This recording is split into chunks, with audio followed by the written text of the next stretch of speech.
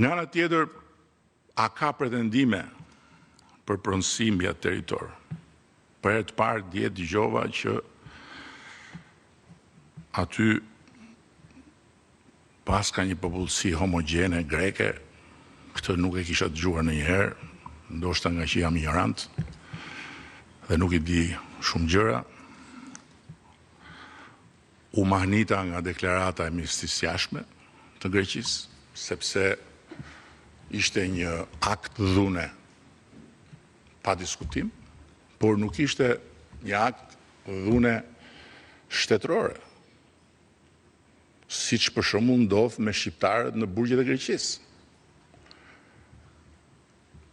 Ose siç ka ndodhur më parë me shqiptarë edhe në rrugët e Greqisë. Ishte një akt dhune nga një roje, grup rojesh private. Dhe që të ngrihet shteti në këmbë dhe të nënvizoj etnin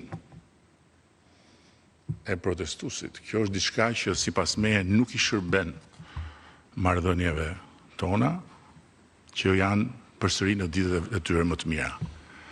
Por këtë e futa këtu për të thënë diçka tjetër, që pretendimet janë legjitime,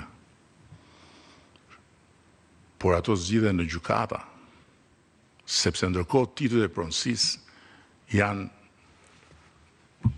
baza e çdo veprimtarie dhe jo pretendimet. Siç ndodhi dhe atje lart në Baksuriol, ku toka ishte e blerë nga pronarët atje që kishin letrat.